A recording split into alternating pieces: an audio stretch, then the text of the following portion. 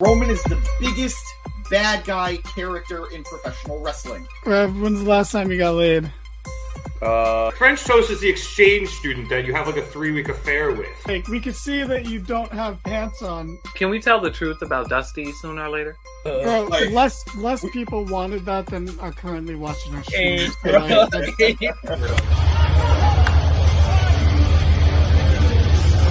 And you know Vince, and you still think, are these true? It's like... Welcome to the Mark It Down podcast.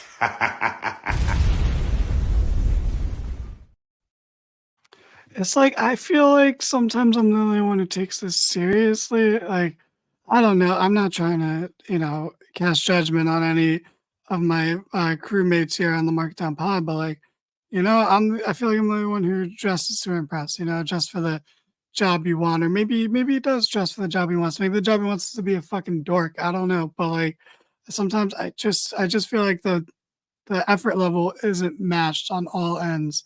You know what I mean? Like, oh my God. Hey, guys. Hi. Hello. Welcome to a Mark It Down production. I did not know this was happening today. I'm so sorry. You guys I just rolled out of bed, guys. I'm so sorry you caught me. I have bad head right now. It's crazy. But, I'm trying to catch up on sleep because, it's a road trip because we're on the road to WrestleMania. And it's just like, when do you have time to sleep? You just got to sleep as much as you can. So we're here on the Mark It Down podcast. My name is I believe it's Daniel. You can call me Skibbo. It's like the British pronunciation of Daniel. And I'm joined by James. You can call him Jimothy. You can call him Jimmy Fish Fry. Any of those are acceptable. And we're here to talk about Monday Night Raw, the final Monday Night Raw before WrestleMania, before you, me, and Dupree will be in Philly for WrestleMania. And we are, it's actually WrestleMania XL.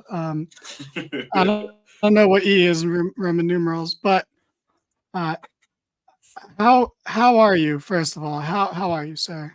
I'm good. Thank you for asking. How are you?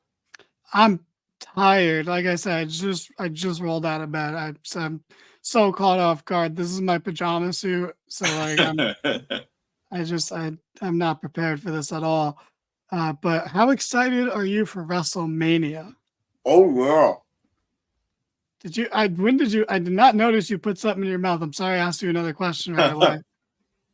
I'm so hyped for Mania. I haven't been this hyped for a Mania since like last year's Mania.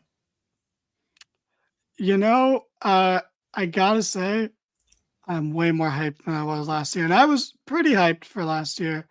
Like last year was the first time I felt like a good amount of hype since 35, honestly.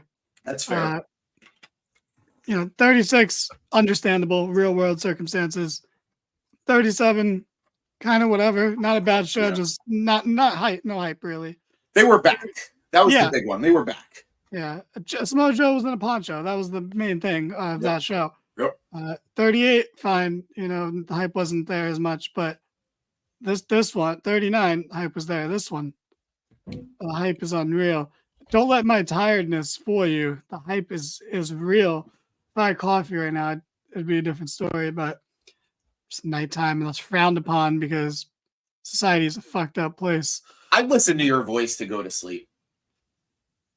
Like if you were like a nighttime story like narrator, I think I'd go to you. It's like you or Hugh Jackman or Tom Hiddleston. Like I'd go 1, 2, 3. All right, that's fair. That's decent company. One guy's a dork, the other one's cool. I'm not going to say which. You can figure that out for yourselves. Damn. But it's not bad company. But do you want to talk about Raw? Or do you want to talk about anything else first? Like before we opening day. Let's talk about baseball. Fuck, what's the fuck is his name? Reese Hoskins? Yeah, fuck that guy. He can get hit by a tractor. He can get hit by a tractor. you can leave Philly, but that doesn't make you any better of a person. Speaking of, we'll be there in a couple days. Tell that to Dragoon. Who? Exactly. Yeah. Anyway, man, what a show. What a show. Look, I don't want to get into a whole conversation about the proper formula for a wrestling show, but I can tell you, I didn't give a fuck about any other wrestling on this wrestling show. It was all about the stories and the hype for WrestleMania. The matches were inconsequential, as in they weren't going to affect my opinion on the show. Not that they weren't important. They weren't for the most part, but that's not the point. The point is they were never going to generate my opinion on the show. That was solely down to the promos, the segments, and everything in between. The bell-to-bell action being good or bad is a bonus or a slight knock on the show. Nothing crazy. But I don't even know where to truly start. So we'll just start with the beginning and the end, because they're connected. And let's fucking talk about it. We're not going off a script, just vibes. And I want to talk about opening segment and the main event, which the opening segment had The Rock come out, and he came out and he's like, oh, I'm dressed like a fucking cow right now, because it's all about the beef. Because I'm a manly man and I got beef with Cody, who's a little soy boy, and people want to make fun of how Seth dresses, but oh my God, The Rock is doing that same thing, bro. Trust me, I work in the fashion industry, and that's douchebag, my guy. Okay, you don't wear Versace unless you think less of people. Okay, that's just how it goes. Okay, it's just the way the world works.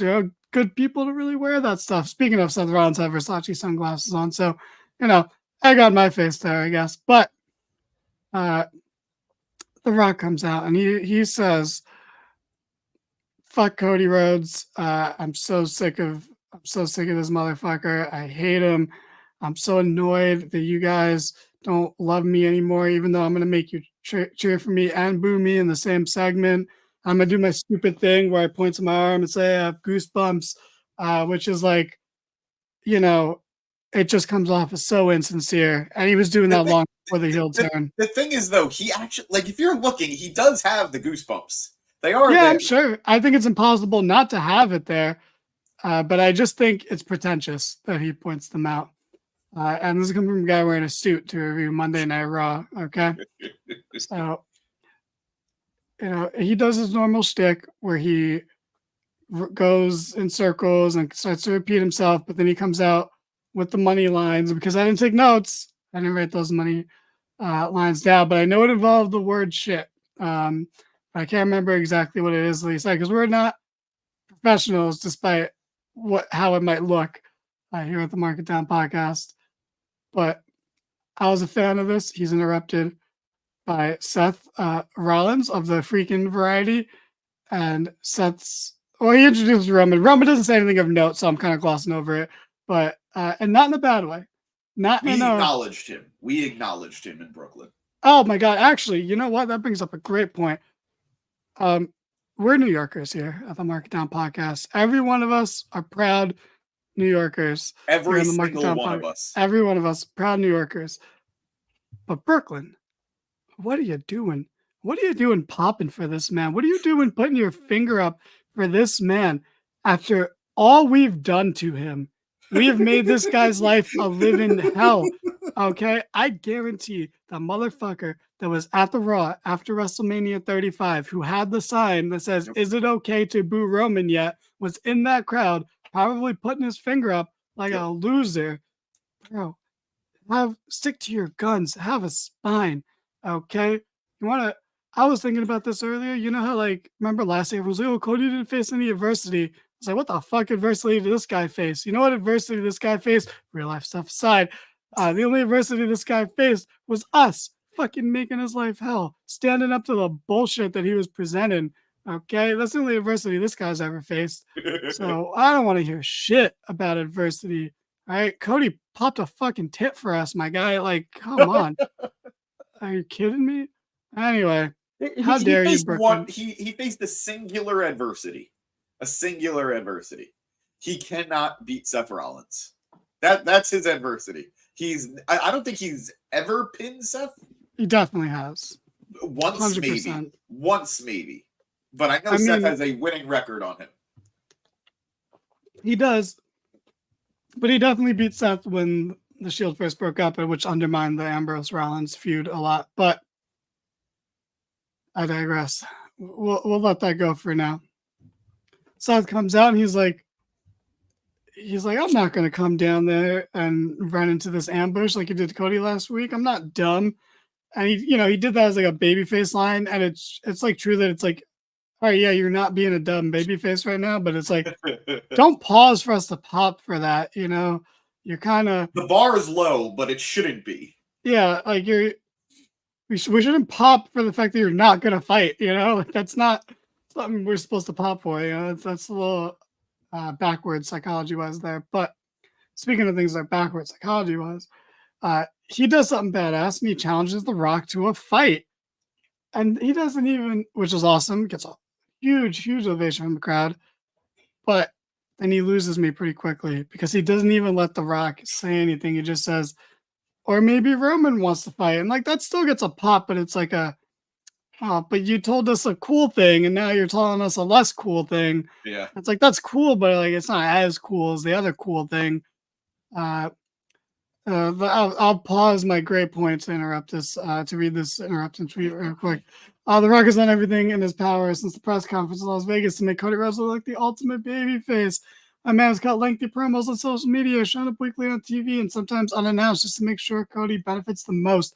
I agree with this. I think a lot of Johnson lovers or suckers, whatever they want to be known as, are missing that point because they think that this should be about The Rock, and it's like, no, this is the beauty of this is why this is so much better, is because other people are benefiting. This isn't a wank fest, as Cody so eloquently put last week. This is now a circle jerk, and more people benefit from a circle jerk than a wank fest. That's just maths. How big? That we don't have to get into it. Okay. But I think that's actually a great point that a lot of people are missing here, is that The Rock is here to be the bad guy. So that's why I like where we're at for the most part, where crowds are going to pop for his entrance because it's The Rock and it's cool that he's there. But then once that stops, it's like, yeah, boo you, dude. Fuck you.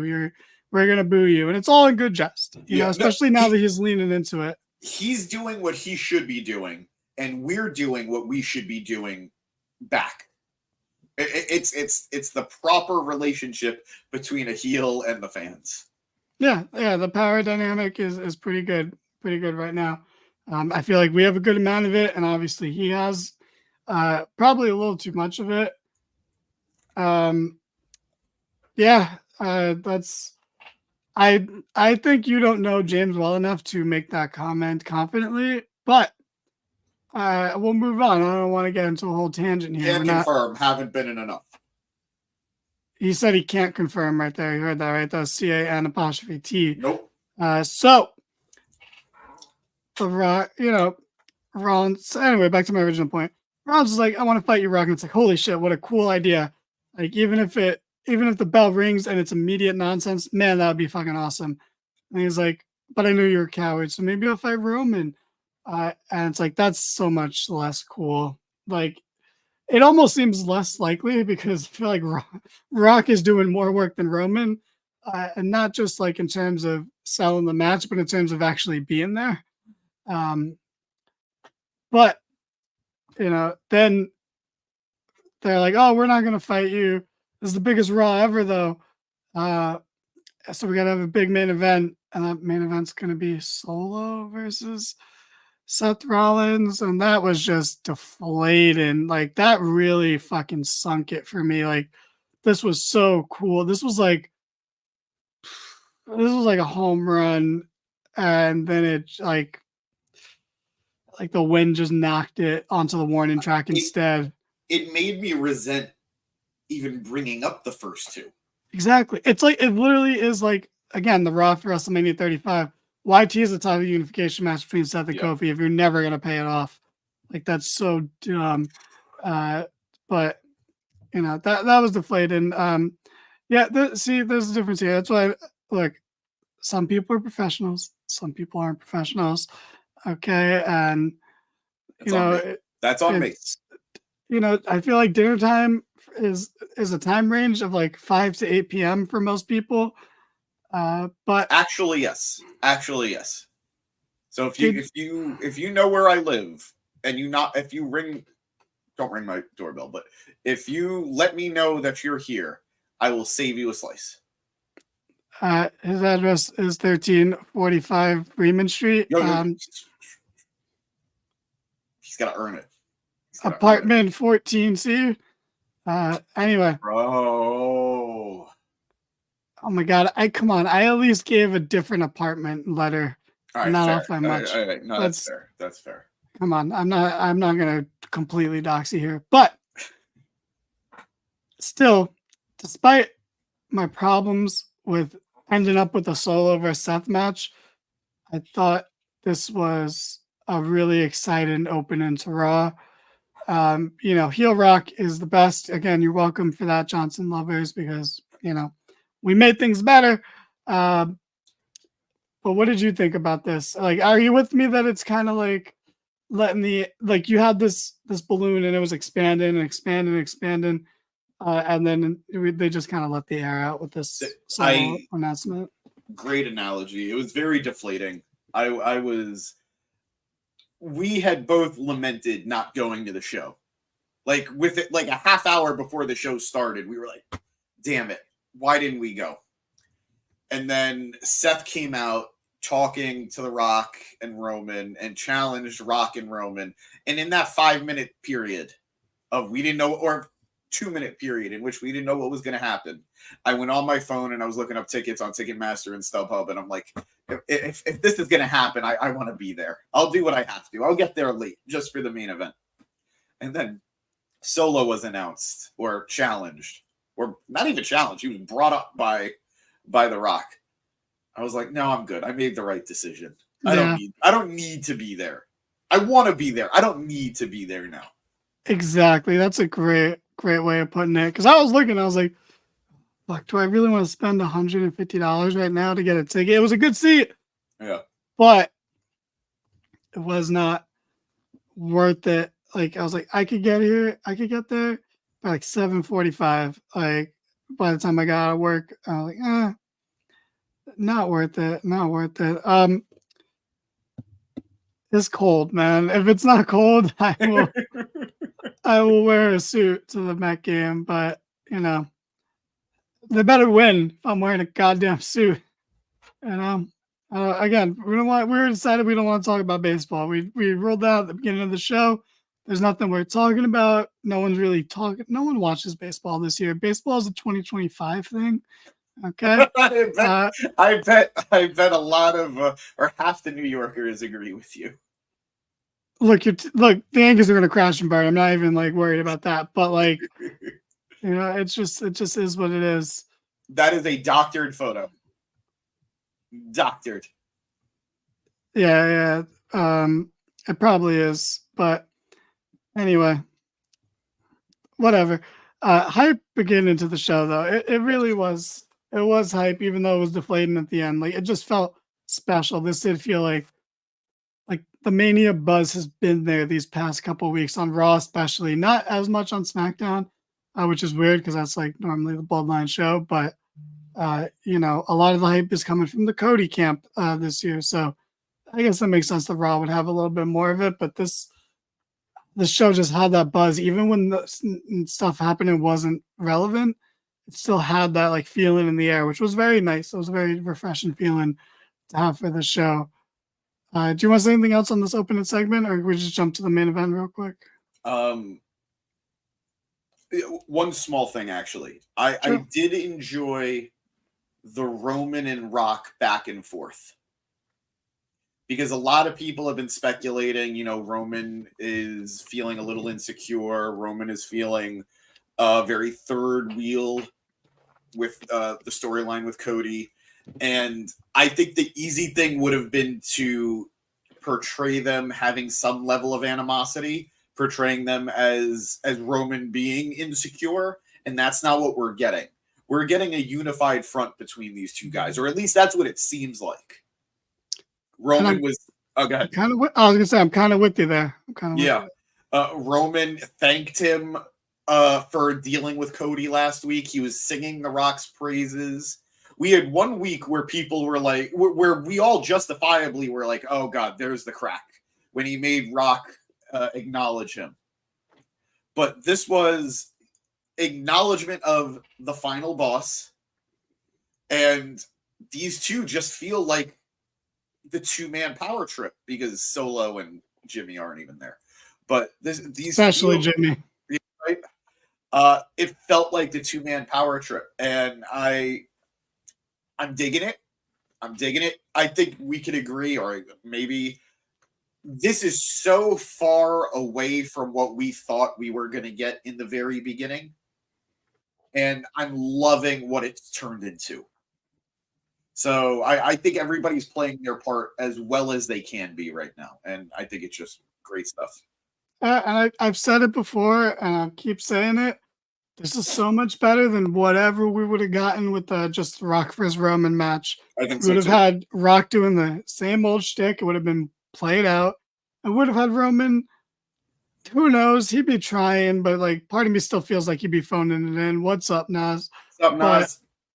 I'm just so happy with where we are now as opposed to where we were going to be. And it's like, truly, I would have been checked out. I'm not being like hyperbolic or like, I'm not trying to be like a super like mark about it or smart about it, but like, I wouldn't have given two shits. I would have been ready to leave when that match started. I would not have, there's absolutely nothing they could have done to make me care about that. But How was it, Nas? Nas, yes, please. Let That's us know. awesome. We wanted to go, but now I'm so much more invested. This is so much cooler. And I don't genuinely believe anyone in the Rock vs. Roman camp can, in good faith, argue that that's still what we should have gotten. Yeah, sure. Go ahead. No, I'm agreeing with you. I was in the Rock Roman camp. I would have been so okay with that match. I felt terrible for Cody, and I was vocal about that Cody should have it. But if we did get Roman Rock, I was gonna be happy about it, and I'm sure I would have enjoyed myself along the way. This is better, though. I'd acknowledge, no pun intended, that this is It was better. intended. You put so much flavor on acknowledge there. It was like half intended. Like I knew what it was going to be. But I wasn't aiming for it. But this is so much better. I never really had a heel Rock when I was growing up, except for Hollywood Rock, which was only really, if you think about it, a couple of months. Yeah. Like it happened like for a couple of months between WrestleMania 18 and WrestleMania 19. I never had the heel Rock era because I didn't really watch during the Attitude Era. I got in like at the very, very tail end of it. So I hated booing The Rock as a kid because I loved him. Now, and I'm taking into what you told me in our group chat, I should enjoy booing him, right? Like I should allow myself to enjoy it. So It's fun. Trying to. It is. No, it really is. It really is. I don't want to ignore all these comments that we're just actually cycling through. I saw like 5 comments pop up, but what you were gonna say? Oh, well, Nas agrees with us. JL pointed out how at least someone dressed for the occasion. And then Nas says the show was really good. The pop for Rock and Cody was insane. Awesome. What this sounds like is The Rock carried the story and people got to care about it. No, JL, I'm gonna correct that a little bit. We fixed the story and adjusted The Rock so that he was good, because he wasn't going to be good. He was going to say, "Did you see when he returned and interrupted Jinder?" Because I'm only being slightly hyperbolic and saying that was The Rock jumping the shark. Like for me, he jumped the shark with that shit. That was dog fucking shit garbage. That promo against Jinder. He was out of breath. It was this blind nationalism BS. That's not The Rock. You were the leader of that nation of domination. Like, that's not your shtick. No one likes The Rock because he's a patriot, bro. You're not Hulk Hogan. It turned around 9/11. He became very pro-America around 9/11. Can't imagine why. I don't know what the correlation there is, but it's because I think about Kurt Angle winning the title and how that makes more sense. But anyway, Rock started having like the red, white, and blue on his gear. It happened like a lot around back then. yeah, but that's not what made him good. You know, I'm not. I agree. I'm just saying that's where I think it started.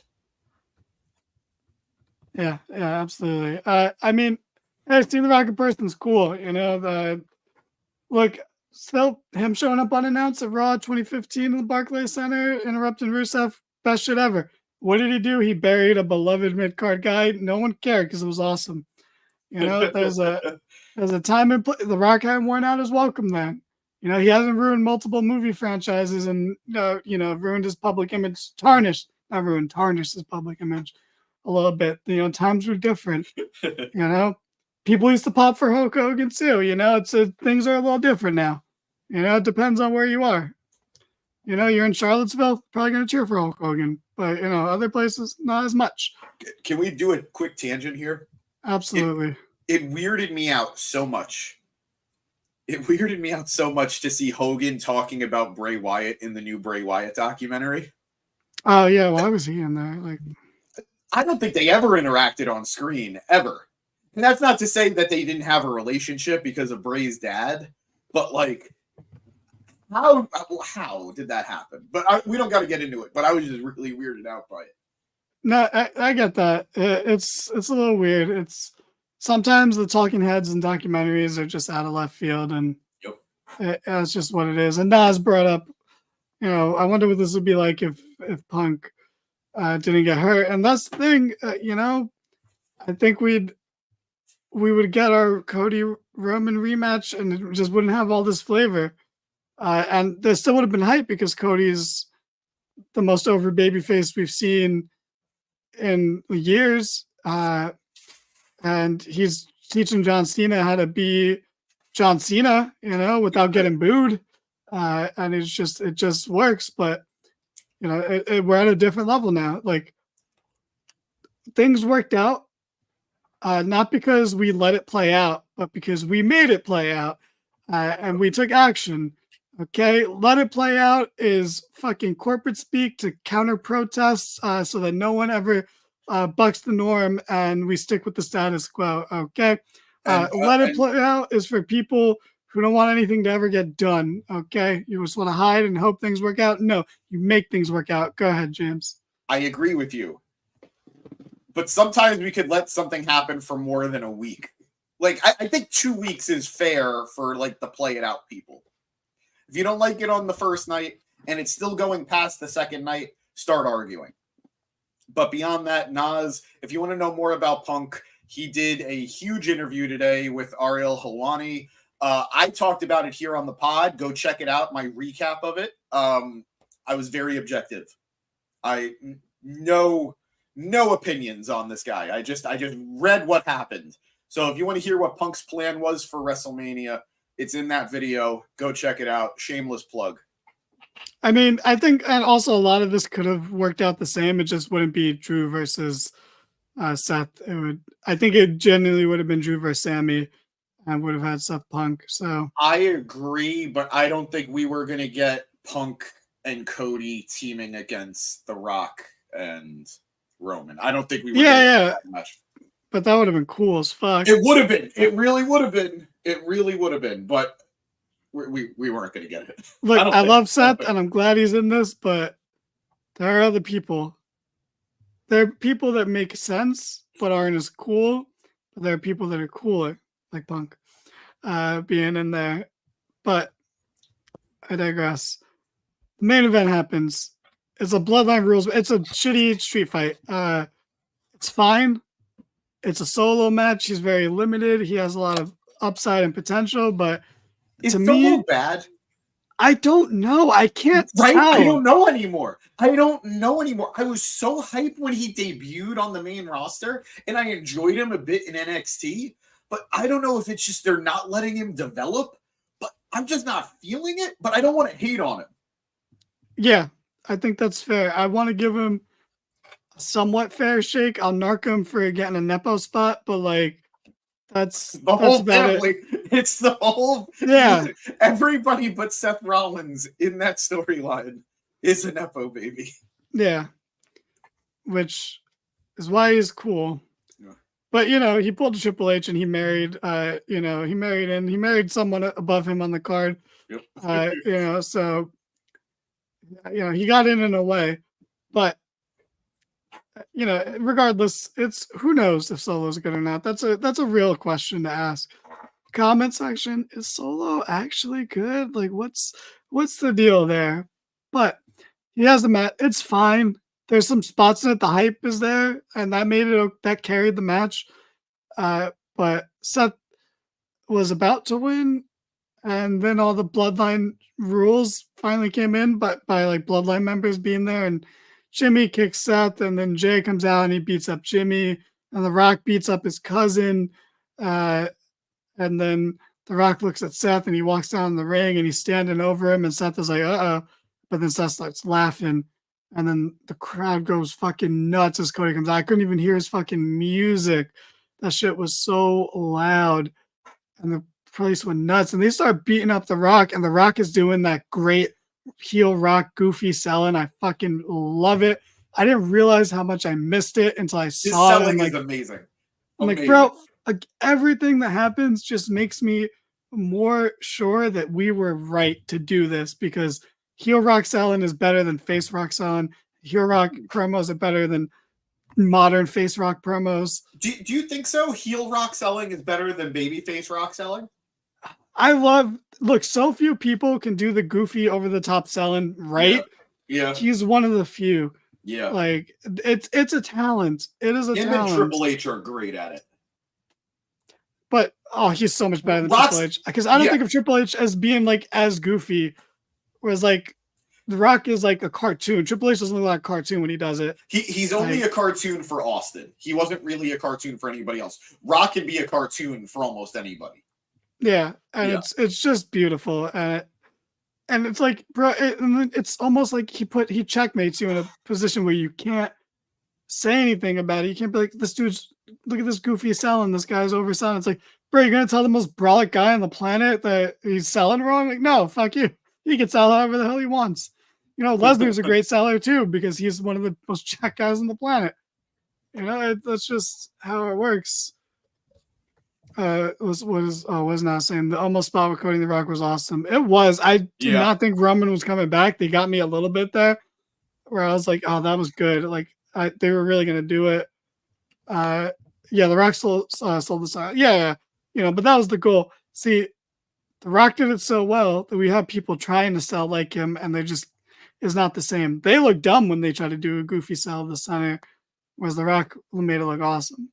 But the Rock's success as the seller destroyed Dolph Ziggler's career, because Dolph definitely feels like a guy who's like, I like that, I want to do that, and then it just killed him. It killed him. Yeah, it really did. Poor guy. But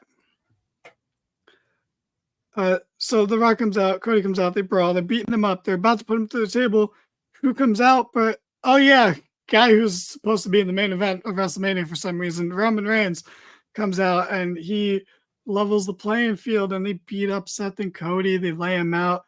They whip him with the weight belt over and over again. And they have a very nice shot of Roman holding up his belt and The Rock holding up Cody's belt. And it's very nice. I like the look of that a lot. And we have the heels stand tall on the go home show for Mania, SmackDown not included. Very, very interesting segment.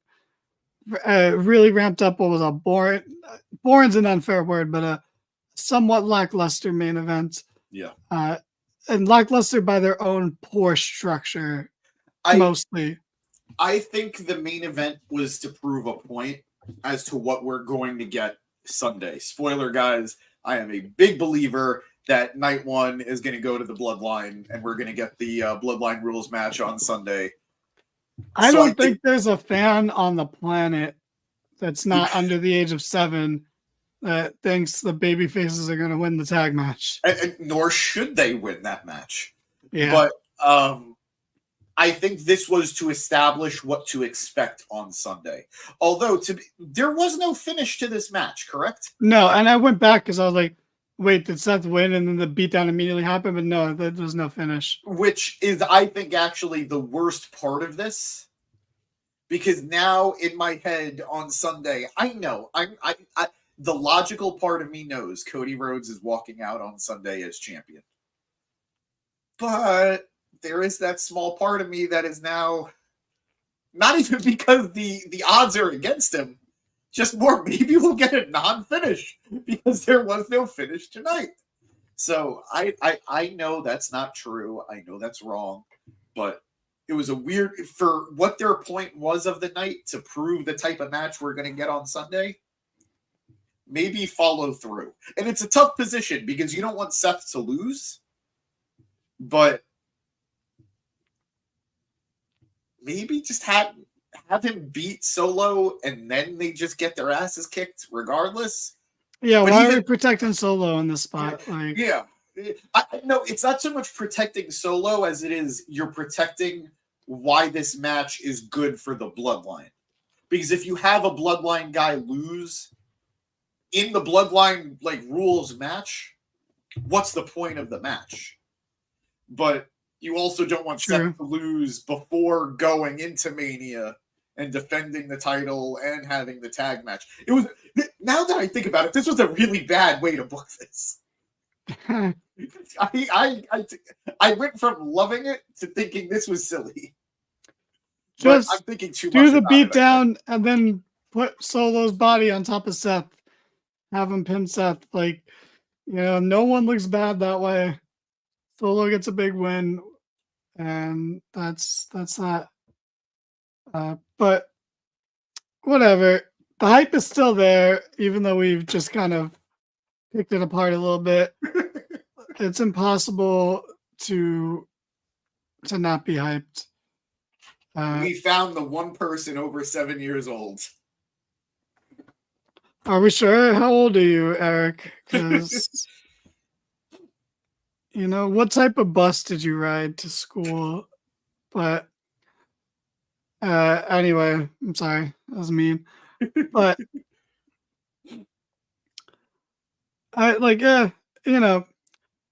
it is what it is. It's silliness aside, but I'm still hyped. I'm still very hyped. This was a good go home angle, not a good go home match per se, but the angle was strong. The beatdown was good. Showing The Rock and Roman as a dominant force. Again, so much cooler than seeing them feud first. Seeing them team up first is way better because now whenever they do have that boring match that I still won't care about, there'll be more character to it, more story behind it, more development. What are you going to ask? Is there a world where I care about this? More or less. What would make you care about it? If it was Rock versus someone else, mostly. If it was a Rock versus Cody singles match, bro. That's fucking dope. Seriously. That seems amazing at this point. I want that so badly. Please give it to us at SummerSlam. Okay. I would care if it was if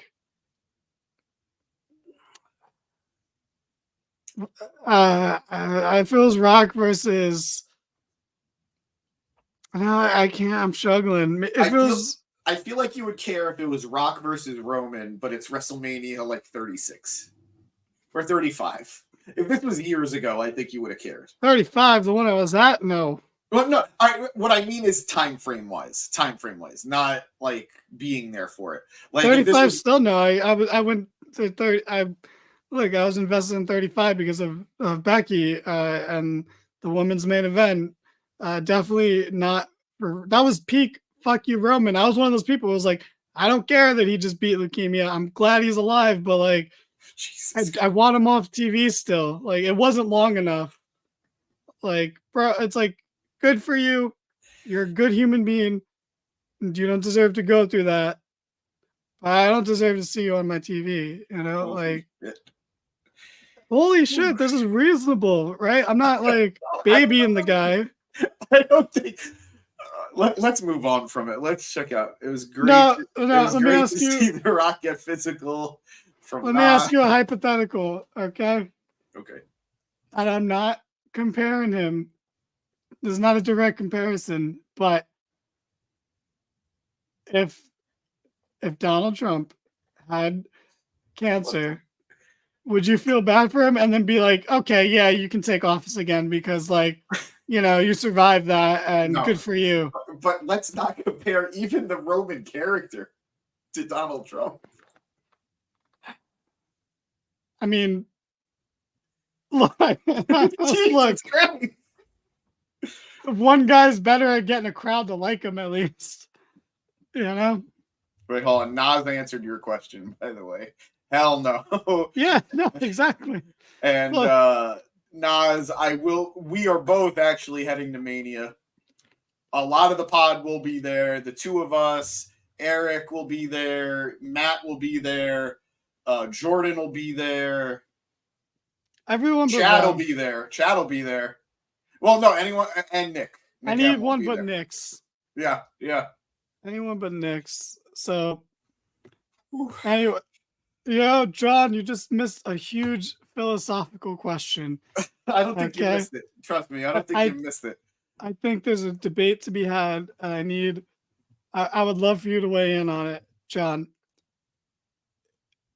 If Donald Trump had cancer and beat it, would you feel bad for him and be like, "Oh, you can take office again"? Because this is a single side of the question, and you ignored the part that came before it with the context.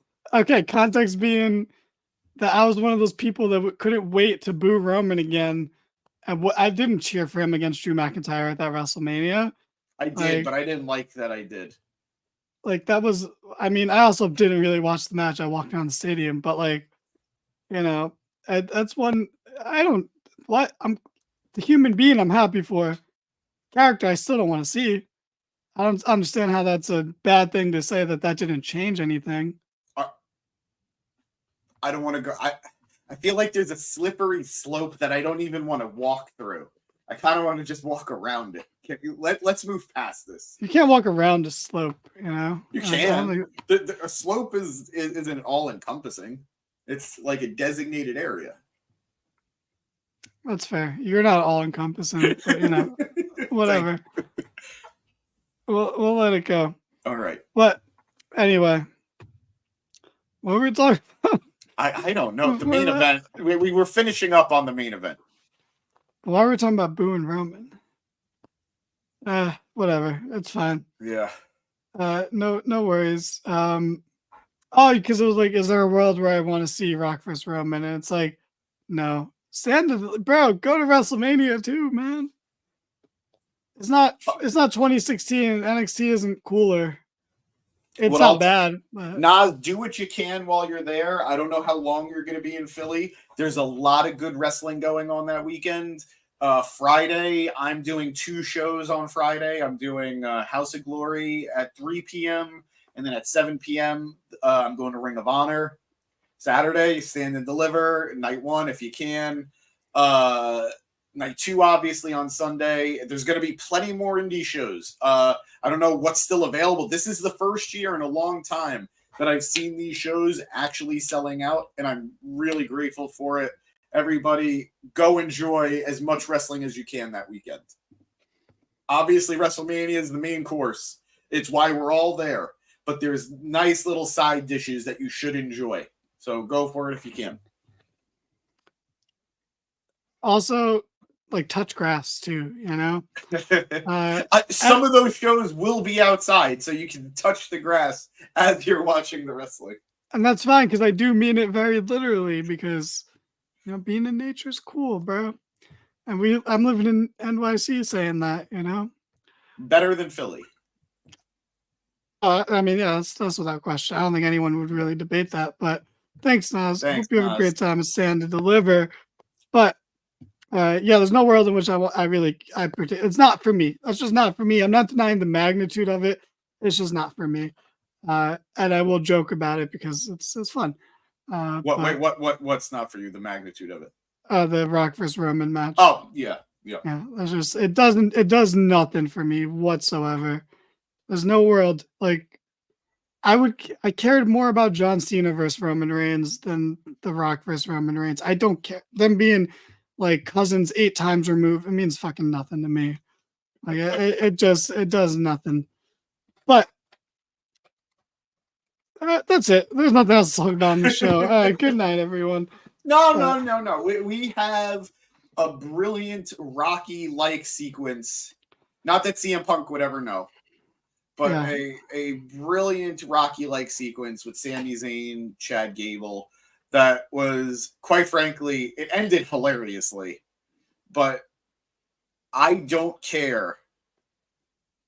I feel really bad for Sami Zayn. I love Sami Zayn. They put him in a terrible position this year.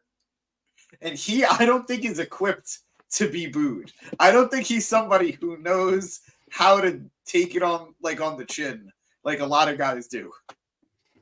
I mean, he was heel like 2 years ago. He was, but the thing is, he really wasn't really getting heel. Like, he wasn't getting heat, because even when he was a heel, no, don't deny reality here. He was a great sniveling, annoying as fuck heel. I guess so. Yeah, he got great heat. You're right. I was thinking like Bloodline Sammy, but no, Bloodline Sami Zayn was a baby face in a heel's body. But yeah, no, you're right. You are right. But when he was like feuding with Jeff Hardy for the IC title and shit, he was getting that heel heat. I hated that match. I hated that ladder match. That was one of the best ladder matches in recent times. I just didn't want to see his ear. That's handcuffed to the ladder. That was like a fetish they had. Where it was like, oh, you got gauges. Let's Does Cody have like a whipping fetish? Yes. I genuinely believe so, and that's fine. Wrestling is a place for a lot of fetishes. It's not talked about, but like it's a weird world, and it's like I don't want to go down the path of judging people for fetishes, but it's a scary place. It's a scary place. Grab a loved one and have a conversation with them. But we can confirm as fact Cody does have a whipping fetish. You heard it here first, guys. At the Mark It Down podcast, Cody Rhodes has a whipping fetish. 100%. And that's going to be the clip that goes viral for us. You know that, right? Like, that's going to be the thing that gets us over the top. Absolutely. I stand by it. And just Nas points out, I think Cody enjoys getting hit with belts. Yeah, and it just goes to show what type of father Dusty was. Okay. Because that doesn't come from nowhere. Is that what Chad's talking about in our intro? I think it's all coming together, and I think we're letting a lot of cats out of a lot of bags right now. And we might get taken down for this, but someone has to say it. It always takes a brave pair of souls to embark on such a journey. Yeah, I think so. Loudly and proudly, or maybe not loudly because I might have been blowing a dog whistle, but still proudly. That's such a great joke. I don't want to pat myself on the back too hard, but like. That was fantastic. But back to Sami Zayn. I thought that this video package was phenomenal, but unfortunately, nothing can change the fact that this should be Gable in the match. Yep. This was great. This absolutely almost turned me around. It was as close as you can get without having it be Gable. So, it was good. It was funny. It was, but also serious. It was the most serious Gable's been in a while. As a coach specifically, because he was serious for the feud with Gunther, but like actually coaching people. Because like, what about when they were heels? Well, they were goofy heels. Were they in the beginning? Do you not remember? I thought he was just a dick to Otis. No, he was like gaslighting him and manipulating him, but it was still goofy. Gotcha. But once they brought Akira Tozawa in, that's where I think they've truly missed the mark with Alpha Academy. And that's like no offense to Tozawa, but like the Alpha Academy is supposed to show potential in people and make them winners. And it's like Akira Tozawa's past. He shouldn't be winning matches. It doesn't do his character any favors, honestly. Yep. It's like that was a big misfire for me. So I'm glad that he's not really around and they're on NXT, like the other two on NXT right now, as much as I wish Otis was around, but this was phenomenal. This was really good. It's still the wrong move. And then led into a Bronson Reed Sammy rematch. And Sammy was about to get the win when he got distracted by Gunther on the ramp again. But this time he dragged out Gable, who he beat up. Sammy went to check on him. Gunther beat up Sammy and he walked away. But Sammy was like on the ramp, moving, stomping around, getting mad that because he knew that he got caught again by Gunther and Gable would be disappointed in him. So he's like kicking his foot, stomping on the ramp, and Gunther's like, "You're still moving? Fuck you!" And then comes and beats him up more and leaves him motionless. Great angle, great video package, great build. It's just still the wrong guy. Nothing's ever gonna change that. This was as close as they're ever gonna get. But I will boo Sammy for this, but like my heart won't fully be in it, and that's a shame. It's truly a shame. I had a moment where I got excited that because of the beatdown on Gable, we might find Gable inserted into the match. I think that's wishful thinking on my part. But I don't know. My real hope is he wins the Andre the Giant and he uses that as leverage to get into the triple threat. That's my hope. Just to give the Andre the Giant something of value. But I don't think so. And now I'm starting to really get worried that Sammy might actually win. Yeah, I felt that too. I really felt that too. But it is what it is at this point. I can't lie. My hype level isn't there. The match will be great. I'll be into it. Like 7 minutes in, it's going to hit a level where I'm like, oh, God, I'll almost forget that I don't want this match. Because it'll be that good. But I'll never stop thinking that it should be the guy that's never had a singles match at WrestleMania. The guy who's never won a singles championship. It should be a guy who's never had a WrestleMania moment. And how it should be Chad Gable. For some reason, it's Sami Zayn. Who I love. Yeah. It's such a pickle we've put us in. Like, this isn't us being stubborn wrestling fans. This is them doing something just so obviously not the right move. It feels like a monkey's paw thing when it came to Cody and Rock and Roman and everything. This was the penance we had to pay to get that. And it's tough. I thought the penance was CM Punk's fucking physical well-being. Depends on if you're an AEW fan or not. Oof. I don't want to talk about AEW at all on this show right now.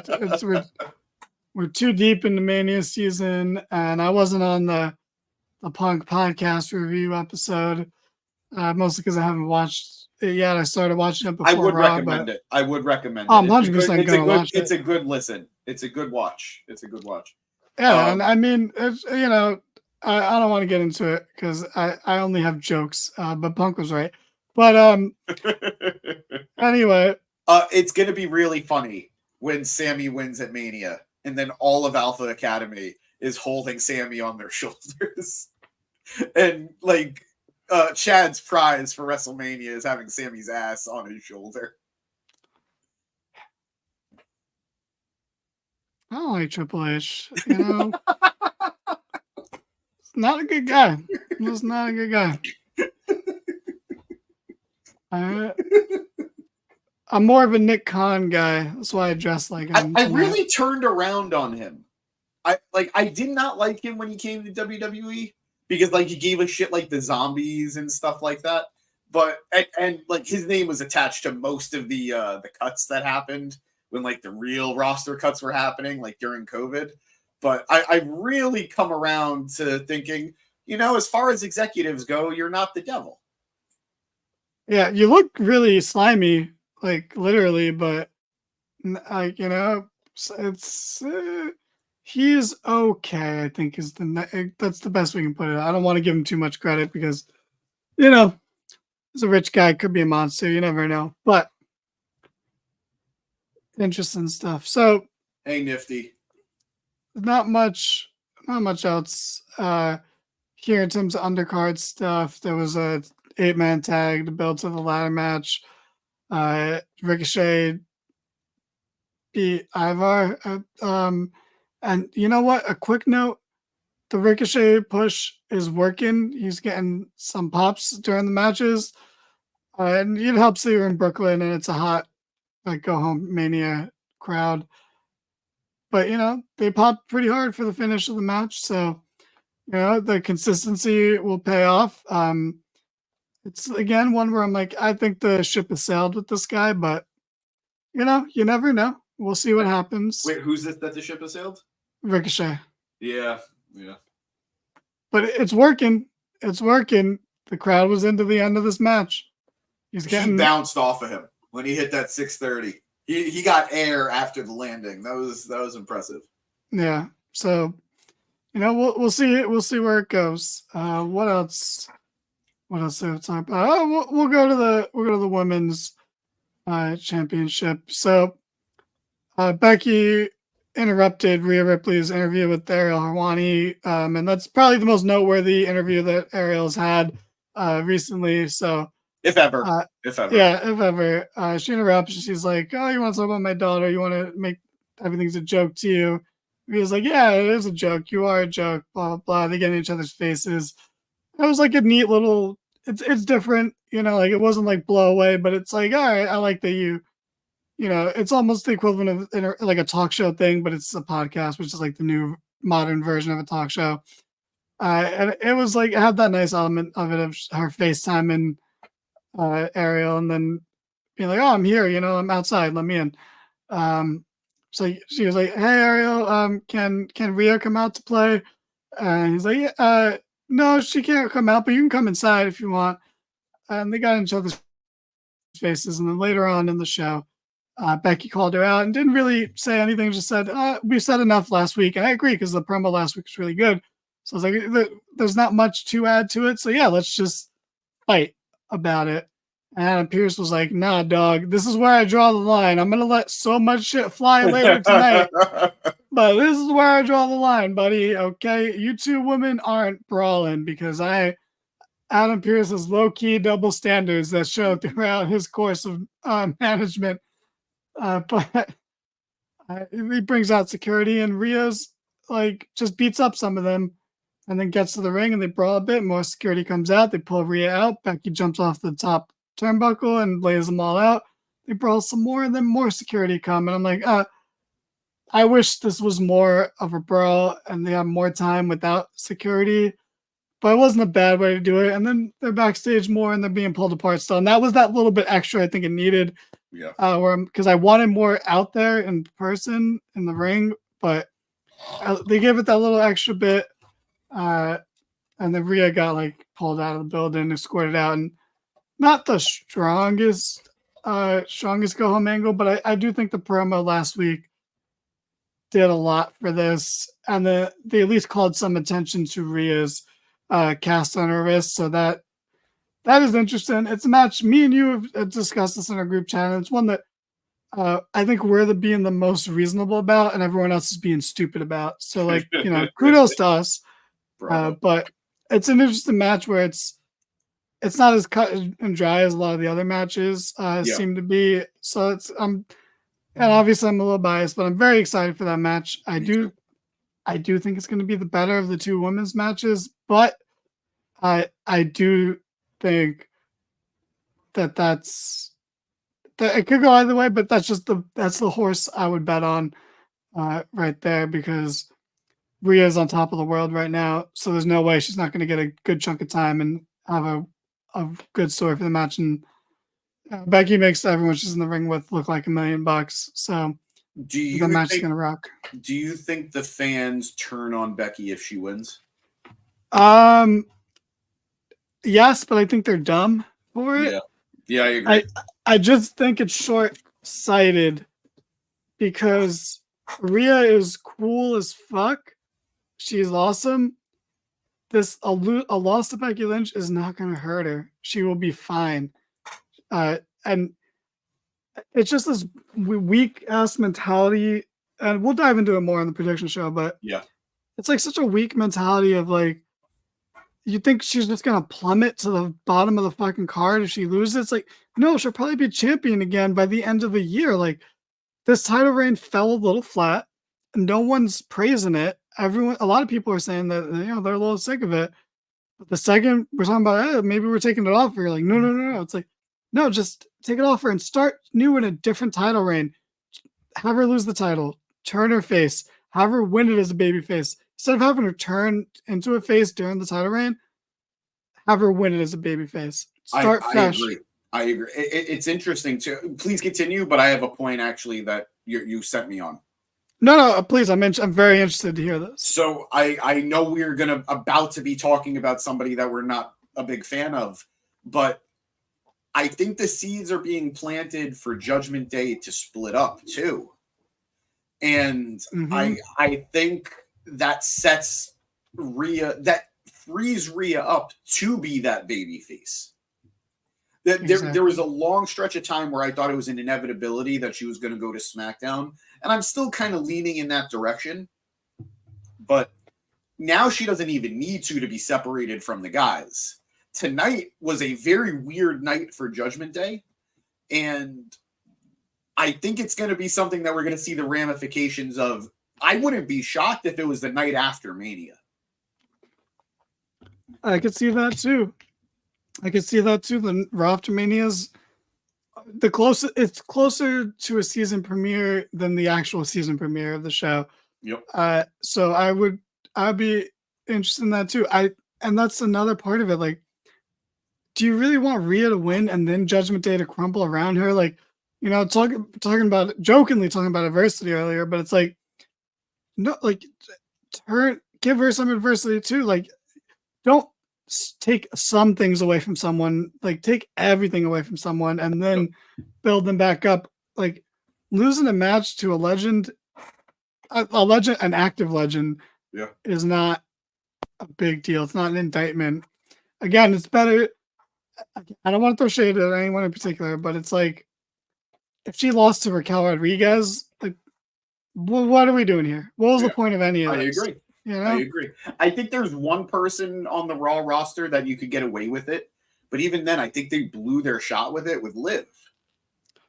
I tried to avoid mentioning Liv because she has some of the simpiest fans in the world, but like,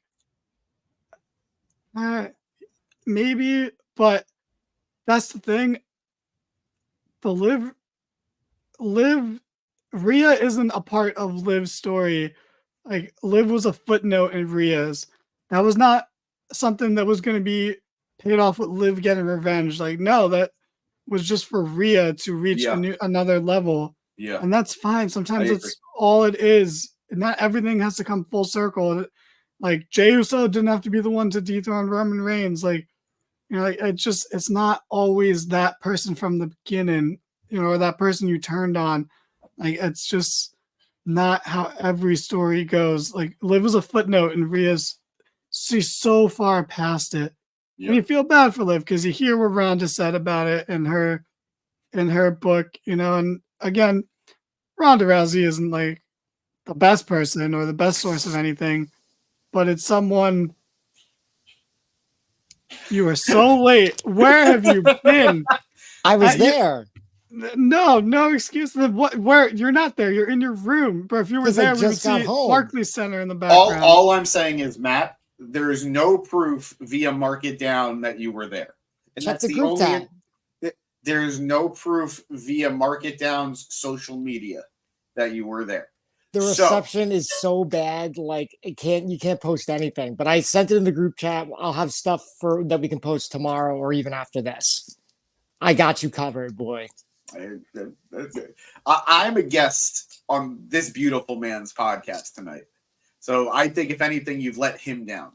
Well, I've got clips for you too, boy. Rock calling everybody boy tonight, and I'm fanny pack Rock. If you didn't notice, get the chain, get the watch. You look good. Thanks. You look good. But don't let me interrupt. I'll just listen and chime in here and there, try and catch up. Don't let him I feel interrupt, like, yeah. Danny. As he came in, cracked open a cold one, talked about being there. Don't let him interrupt though. It was Don't let me interesting. I definitely interrupt, have but here's a thoughts. synonym for interrupt in chime in. But that's interesting. We're not sponsored, so get that out of the frame. Whatever that beverage is. Put the logo like backwards. Yeah, you look like you play pool. I don't know what that means. I was in a band at one point. Now I play pool. These aren't bad things to have. These aren't bad hobbies to have. The band. It depends on the band. Yeah, if it's a band that Nick Manios likes, it's fishy. But if it's a band that I like, that's cool. But anyway, point is, and we don't have to carry on about it. But the Rhea dynamic is interesting, and I just think me and you are the most right about it. Honestly, I think so too. I think we're the only people being reasonable and not thinking with whatever head everyone else is thinking with. But to be honest, there's not much more to talk about. Like you said, the Judgment Day is crumbling a little bit because everyone's getting mad at Dom because he's talking to Santos Escobar and his lackeys, and he's just tearing the Judgment Day apart from the inside. After poor JD is busting his ass to keep this family together, he's the only one that cares about the group staying together, it seems like. But because he knows he has no one else if that group breaks up. He knows nobody will care about him if that group breaks up. But I noticed something tonight that really bothered me. Because I've seen it commented over the years, and I'm like, it's not always the case. Man, WWE really likes putting people together who are of the same nationality or ethnicity or background. I think that's the joke here, though. Like, it's just like it's only a joke if they don't follow up on it. Because now I'm starting to think that Dom, like we were talking about it before you joined, I'm of the belief Judgment Day is going to break up very soon.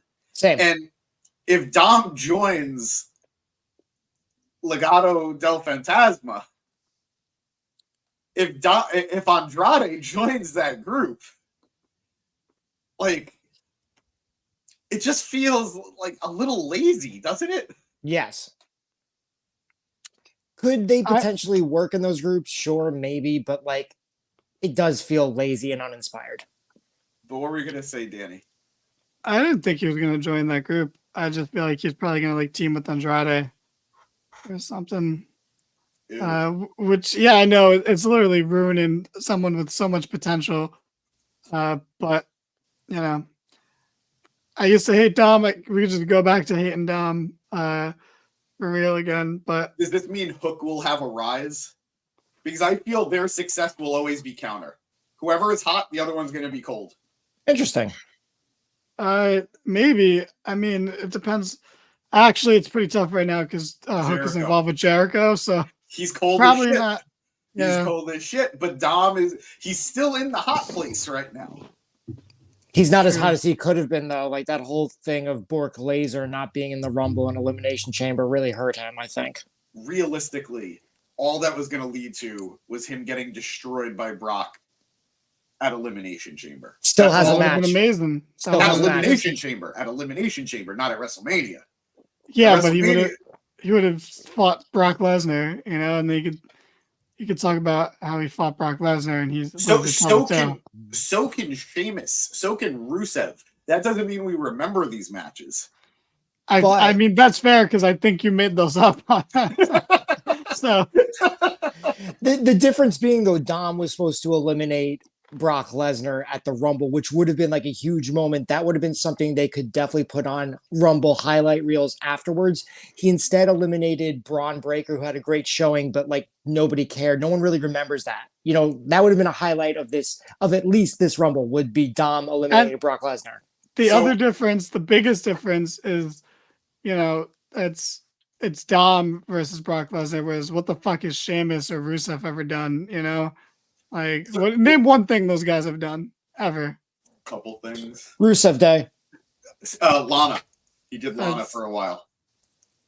R.I.P. to that relationship. No, I'm glad it's over. Okay, I thought Lana's finger infection took a dark turn the way you said that. Holy shit! Jesus. I know, So right? what Matt's I out of just heard, control. what I just heard Matt say was the worst thing Brock Lesnar has ever done was not be in that Royal Rumble. Nothing else was worse.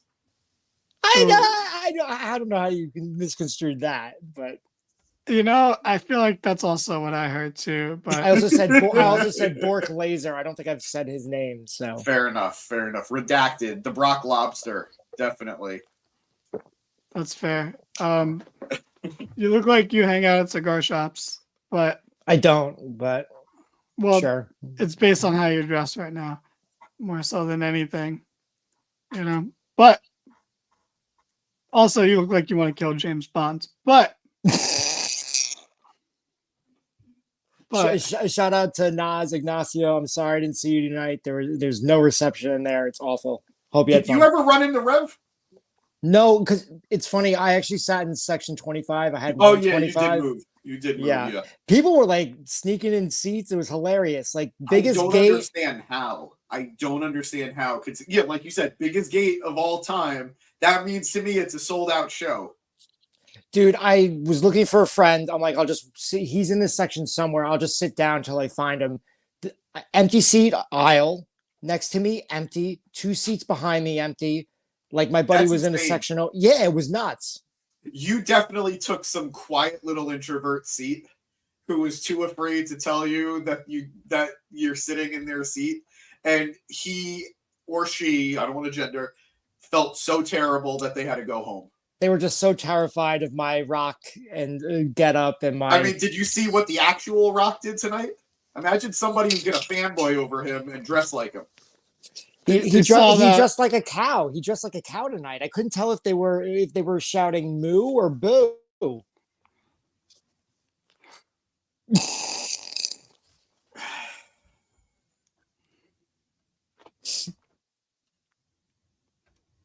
We would send you a severance package if any of us were actually getting paid yet, Matt.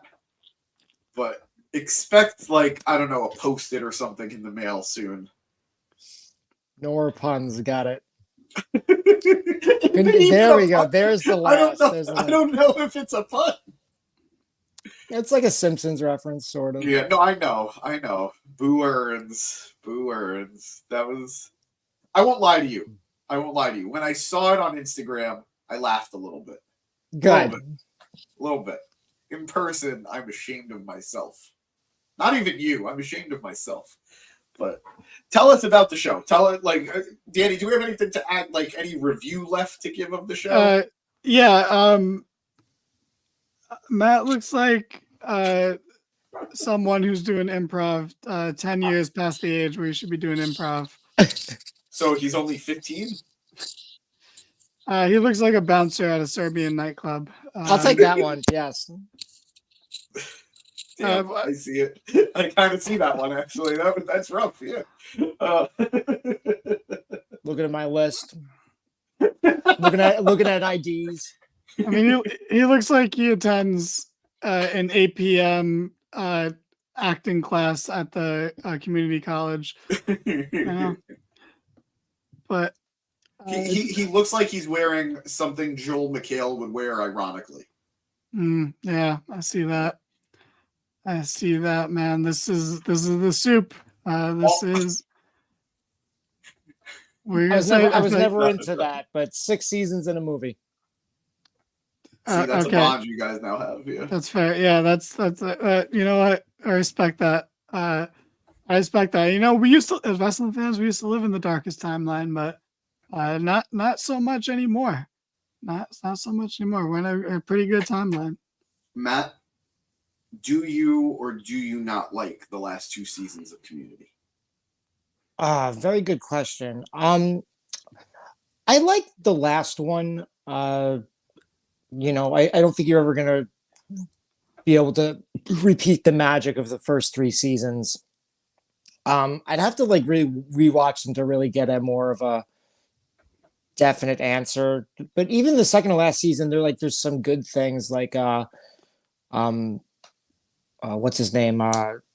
John Oliver is back in season Yeah. 5. I don't think he's in season 6.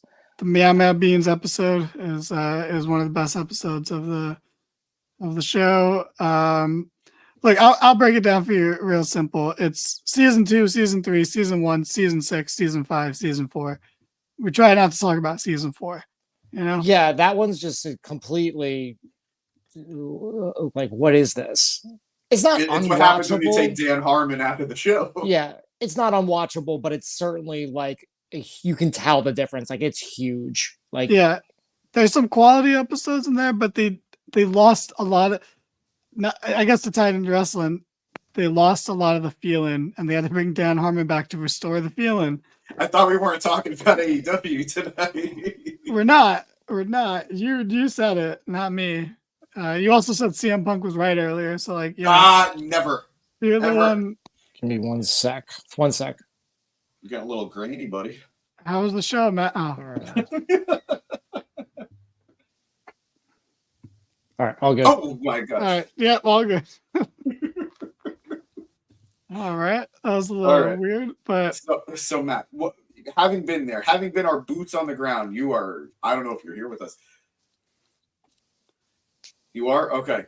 Having been I'm our here. boots I on am the here. ground, Can you see are very grainy, like almost like you're being blurred. Nah, it got better for a second. no, it's just lagging a bit. That's Yeah. all. Not audio's fine, but it's Yeah, just audio's video's a fine. little laggy. Being our boots on the ground, being our eyes. Any better being now our or no? eyes- Yes, you're good. Yeah, it's You're better. being our eyes and ears in the arena. What did you think of the show? How was the atmosphere? What was your highlight of the night? Give us the rundown. The Rock's movie. Sure. I got there just as the pre-show match was ending. I think Jinder beat Tozawa, and the crowd was ready to go. And they started That off. might be the most depressing match I've ever heard. Yeah, I mean, Jinder won, so I guess good for him. Yeah. That I feel like is a 50-50. It's like you never know. Yeah. Yeah, so the show starts and boom, it's Rock. So everyone's just like, I feel bad for anyone who showed up late. Yeah. 'Cause holy crap, the place definitely came unglued. And they had us the entire time up until they took Seth versus Rock off the table. And I think going in, you kind of know that's not going to happen, but I still was like, I was hooked. I was like, I'm like, please don't take this. Don't do it. And then he's like, Roman. I'm like, oh God, I see where this is going. And then I'm like, I would have preferred Jimmy at that point, like Solo. Like, come on. Can you, we're going to ask you a question here because we were debating it before you jumped on tonight. Oh yeah, actually, a great point, James. Great question. How long did you wait after Roman returned from leukemia to start booing him again? This wasn't what I was going to ask. I swear to God, we're on the same page here. I wasn't booing him, but I definitely wasn't rooting for him. Roman versus Drew at WrestleMania 35. There we go. I wasn't booing him. I was not booing him. No, I was not that's rooting for him. It's literally what we both said. Like, Yeah. I did cheer for him, but I didn't feel good about cheering for him. And Danny straight up booed him. So Nice. oh Respect. man, doesn't change what happened, But anyway, what was the question you were going to ask then, James? so my actual question that I was going to ask was: Is Is it about- Solo bad? Oh yeah. This is actually serious. It's just we got so derailed. Is Solo bad? Because I don't think he's bad. I remember liking Solo very early on. Same. But something turned with this guy that I don't want to say he has go away heat with me, but I am never excited to see him or see him wrestle. And again, I don't necessarily think he's bad. I just think they rushed him up out of NXT and he is not being allowed to progress, at least not on TV. I think the magic is lost, and they will try and get it back. They will. They're going to do something with him, but they've had him lose way too many matches in the interim, and his performances are uninspired. I think he is capable of strong performances and wrestling well. I don't think we've seen that. Even the Cena match wasn't great, but we certainly haven't seen that. Since then, he's definitely my doofus of the week. I mean, like, bro, you can't get a win. You can't get a win. He didn't get a win tonight. Just go in and pin Seth. I Like, agree. He's it's not your the doofus match. He's not the doofus of the week, though. Who's the doofus of the week? I want to know if Danny knows. Who's the doofus of the week? Oh man, I did notice it during the show, but now that it's been so long, I'm so tired. Okay, what happened during the show? It's not Bloodline related. And, it's Bloodline adjacent, but not really. It should be. But it wasn't. The doofus of the week should have been there in the main event. Drew? The main event. No. Drew? No. After the main event? He should have been Damian there. Priest. Oh yeah. Damian Priest is the doofus of the week. But we know he's not cashing in because they won't let him. Like, it's a whole thing. And we know why Solo didn't pin a world champion before WrestleMania. It's a whole thing. Well, no, we actually don't know why he didn't pin him anymore, because if Seth can wrestle, why couldn't he cash in? Yeah, okay. I'll give it. I mean, I guess because Damian Priest already had a match and he was out of juice. I don't know. It's dumb. You're right. I didn't even think about that because I'm not even thinking about Damian Priest cashing in. Like, it's so, I don't care. I don't remember him having the briefcase. Back to the crowd tonight. It felt like an uninspired Raw, and I think the crowd could tell. I think the crowd was very happy to see Rock and Roman in the beginning, and that was worth the price of admission. Like, everyone was happy. After that, it was like, we just got rematches that no one wanted to see. We got 2 matches that ended in a no contest for no reason. Like, why didn't Sammy win by DQ? I'm so confused because, I'll send you the video. It's just bizarre. And it's just seemed weird, because we were all saying last week was such a great go home Raw. This week was not. And the weirdest part, and this is back to being in the crowd, the ending is not what I saw coming. I thought it would be like Cody comes in for the save, there's a standoff, and the bloodline kind of retreats up the ramp, and the heroes are in the ring, and it's a stare down and Cody's music is playing. That's what I figured was going to happen. That didn't happen. Fine. But after the show ended, nothing else happened. Cody just walked to the back. He kind of gave our side of the ring. He kind of just did the thing with the belt. He's like, I'm winning the belt. But you got your baby face, just grab the mic and be like, well, that didn't go as expected, but I'm gonna kick his ass at WrestleMania. Send everybody home happy. And they didn't do that, and it was weird. So the crowd was kind of deflated at the end. I think that's the point, though. Because I get it for the crowd that's there. You do want to send them home happy, but you want them to have the same feeling that everyone else has. Our heroes just got decimated by the villains. How are they going to overcome at WrestleMania? Well, they're going to lose on Saturday. That's the weird part. If they were going to win Saturday, then this would make sense. Seth is going to have the worst week. He got beat like a government mule tonight. He's going to lose on Saturday. At least he didn't take the pin. And he's going to lose on Saturday. I think he's going to lose on Sunday. I agree. Yeah. Poor guy. I mean, we could get into this more in predictions, but do you think he turns on Cody? You asking me or both you guys? It's up for James. You go first. I've been yapping. He's chewing on. Oh, food. He's chewing. My bad. I got you, James. My bad. I would say no, but I think they'll tease it. I think it's the same thing. They might tease it with The Rock, might not, because I think Rock is betraying Roman the next night. I think they might tease some dissension within the ranks with Seth. Next night being what? What night is The Rock going to betray Roman? Sunday, Mania Sunday. Okay. I thought you meant Monday, but yes, I agree with you. Okay, yeah. So I think there might be some dissension, miscommunication, Seth, Cody, and that'll play into the match. But I don't think Seth is, because Seth, he's not going to turn on Cody, turn heel, and then have a match against Drew McIntyre heel. I meant on night 2. I meant on night 2 in general. Will Seth? I think Seth will just kind of be like pissed and go home. I don't think he'll even be in. Oh, you think will he betray Cody in night 2? That's a good question. All right, while you're pondering it, could I tag in? Yeah. I think I think this is a match that I absolutely love from a terrible time period. Have you guys seen the 2001 Survivor Series match, Team WWF versus Team Invasion? Yeah, of course. I think we're going to get the double betrayal. I think Seth is going to be the Chris Jericho betraying Cody, but then Rock is going to betray Roman. And we're getting into stuff we should talk in the prediction show, but I think Roman is going to betray. I think Rock is going to betray Roman, and that's going to set up for Cody to get the win.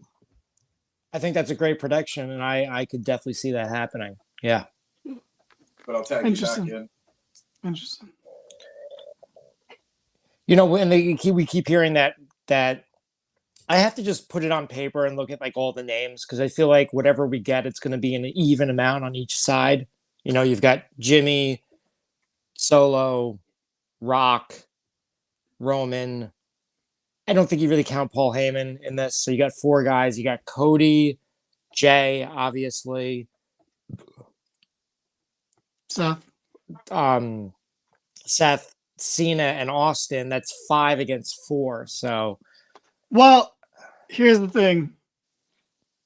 You have Drew come out because I think it would be really interesting if his character's gone so far in the other direction that he's now helping the bloodline, just because, and he neutralizes Seth because he's so offended that this guy, even after he beat him for his title, still gets into the main event. Yeah, still interferes. So I think Drew can neutralize Seth and take him out of the equation, leaving an open spot on the babyface side. But I'm so sorry. It's almost 1 a.m. But it's all good. I think I kind of don't want betrayals anymore. I don't want the Rock to turn Roman yet because I want heel Rock to challenge Cody 1-on-1 for SummerSlam. So I don't want him turning yet. I don't want Seth turning because I don't want to see him fight Cody ever again, honestly. But I don't want. He's over as hell. I don't want that to go away for him. But I wouldn't mind if he turns and it still doesn't change the outcome and Cody still wins because, let's say maybe because the numbers are uneven, Seth turns, but then, we have Cena and Austin coming out or whoever. Like, there's so many ways this can play out. I just want shenanigans. I do too. I really do too. I want this to be very Attitude Era. I want a shit ton of run-ins and maybe there wasn't a lot of wrestling on this show. Maybe it wasn't like the best, but I'm all for it. A Raw where if everything else is hype, I don't care about the matches. If everything else has to be hype for the pay-per-view matches, that's fine. The Raw matches can be inconsequential.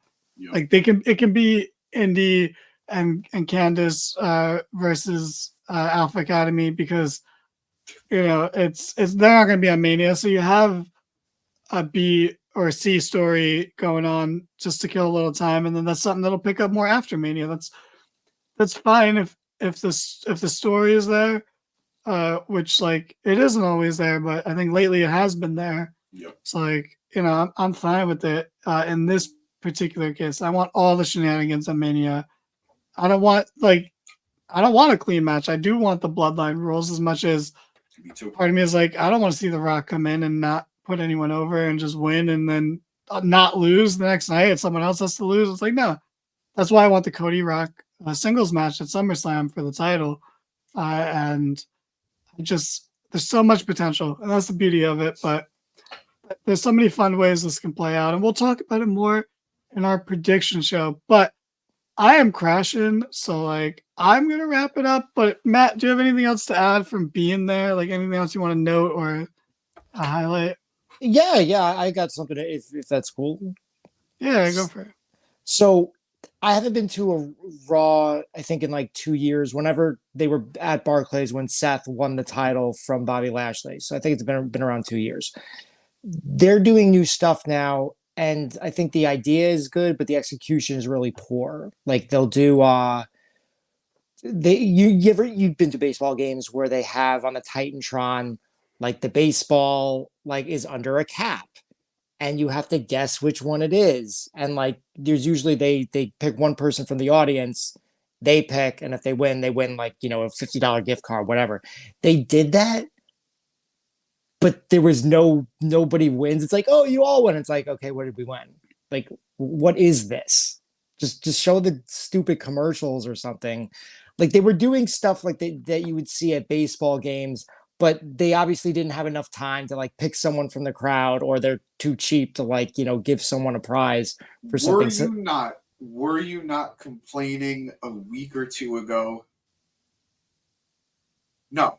End of question? Or No, hold on. The sign of the week thing? We were talking about the sign of the week thing, and you said you didn't like it. I didn't like that they put it on television. Did they put it on television tonight? No. Because they did have that. They weren't going to. They had that. Yeah, which they do during the commercial breaks. What That's can fun. they do that'll make you happy between commercials? I think the sign of the week during commercial breaks is fun. That's what AEW's been doing. So yeah, that's fun. Although the only, I guess, nitpicky thing, and I really don't care, it's that it's sign of the night, but you're doing multiple signs. So, and again, there is no winner. So do you see this Grinch that we're dealing with here? But it was really more it was the title and the briefcase thing that annoyed me. It's like, bro, if you're gonna do that, just pick someone from the crowd, have them pick it, and like give them a t-shirt. Like it's not that hard. I think you're a little uptight right now. I think you need to smoke some weed, Buddy Harrelson, okay? You asked me what I thought. Being there, it felt condescending, is what it felt like. I just wanted to point out that I thought you looked like Buddy Harrelson a bit right now. All right. You know. Well, Or yeah, no, not Buddy Harrelson. Woody Harrelson. Sorry, Woody the joke Harrelson. fell flat. I didn't want to there we go. correct you. I thought maybe it was somebody, but I think Bud Harrelson's a former Met player, but continue. Let's go Mets. Let's go No, Mets. No, absolutely. And on that positive note, we're gonna end the show. We're all in agreement. Philly is in a good place, and the Mets are the best. Thank you guys so much for watching. Stay tuned for all the Mania hype. We're excited. We will be there. We will be represented. all three of us. Follow us on all of our social medias. Like the video, I guess. You know, subscribe if you're into that sort of thing. You know, comment. Tell us what you think about the show. We're excited for about Mania. Let's talk about it. Don't drink and drive. Be nice to animals. Have a good night. Matt, say like one thing, and then James say like one thing, and then I'll say one more thing. Okay, Matt, what's your one thing? Know your role and shut your mouth. All right, pretty good. James, what's your one thing? I feel better that I didn't go. I feel better that I didn't go. This was better. You and me, the three of us. This was better. Getting high and hanging out. Sorry, that's not a front bottom song. Anyway, cats are cool. Oh boy! Roman is the biggest bad guy character in professional wrestling. Rev, when's the last time you got laid? French Toast is the exchange student that you have like a 3-week affair with. Like, we can see that you don't have pants on. Can we tell the truth about Dusty sooner or later? Bro, Like- less people wanted that than are currently watching our show.